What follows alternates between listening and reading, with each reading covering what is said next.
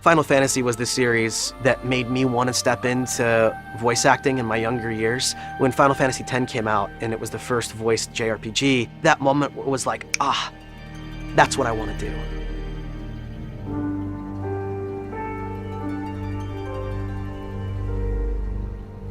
He always had faith in you, that when the time came, you would ascend for the sake of your people. For Core, being the mentor and the teacher to them was a really, really wonderful and new experience of a character archetype for me. And so it was really fun to kind of take on that position, to show up when it was necessary, to knock some heads and get them to think straight. He definitely has that kind of old soldier experience in his lifetime, and so we wanted to make sure that we got a depth and gravitas over the rest of the player party, which are generally younger, more youthful and energetic. The boats bring you here. They'll not take you forth. When the auditions came through, I almost didn't audition for this character. There were a lot of older characters and deeper voice characters, which I normally gravitate towards, and I looked at Arden and I'm like, oh, I get this guy, but they won't use me for this one.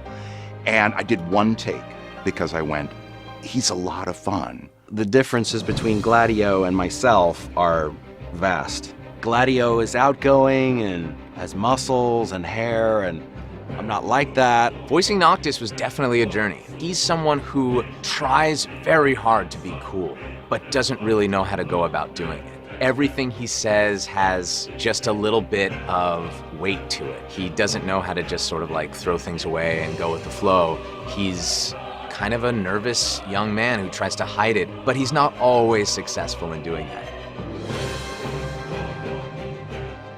Preparing for voicing the character, a lot of singing in the car on the way into the studio. And the other excellent thing to remember, green apples. Green apples stops clicking sounds in the mouth as you're speaking into the mic. As with every voice character, I will do a warm-up every day and get ready for that. But with her also, there's the body language of her because she is so wonderful and her posture is so good. I would think almost of a ballerina. And because she moves so slowly, it kind of helps with how her voice would be held so deep within the diaphragm. Preparation for video games is a little different than, say, stage or TV or other kinds of acting. It's something that actually happens very quickly. A lot of times, because there's so much secrecy about the project, the role, we don't see it until we actually show up in the booth, and so we don't have a lot of time like you might in other media. It's kind of like the same as sight reading for musicians. You show up and you have to see it. When you're playing a character that's unlike yourself, you really have to think about what the character looks like. You go through this process of, well, let's try, what is it, a full-on British accent? Is it mid-Atlantic? And then how old is the character? That's the age, that's the posture, and that can inflect. Preparing to voice Arden, he's got a higher voice than I normally do, because I'll do a lot of deeper voice characters and creature voices. Roar! That's not Arden. He's just got a very light, mellifluous voice. The director, Keith Farley, did a fantastic job of making sure that every time we talked, it sounded natural. I think the most important part was trusting in our directors and producers, that once we got in there after the first few sessions and really found the voice, figured out who the character was, allowing them to sort of guide us along the path of the game, it became easier and easier to step into that character's shoes every time we got in the studio. It's a collaborative effort, and it helps in that preparation for the role. We had quite a lot of action sequences towards the end.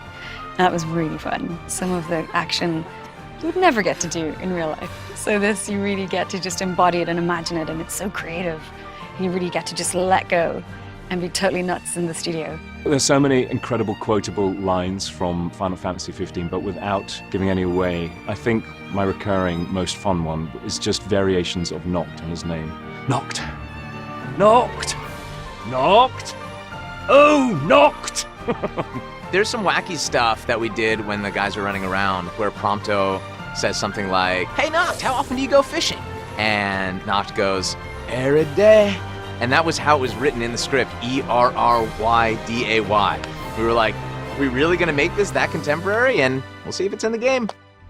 We worked on this game for roughly 2 years. It was only after a year of working on it that I started to meet the other people involved. Towards the end of recording, we finally got to see each other every single day. We were all going to the same location at one time, so I was always running into my castmates, and that was a lot of fun. We're storytellers, so it naturally becomes fun, and there's repartee and there's banter. We became such a tight unit in the booth. I just feel really grateful to have been involved in this project. There's incredible detail in the characters and the voices and how they're rendered. The whole world is so incredibly vast that you have ample opportunity to draw on all your life's experiences, and it definitely called for that. We had so much fun recording this, and I really think that that's going to come through in the game. The experience of recording Final Fantasy 15 was probably the best video game I've ever worked on.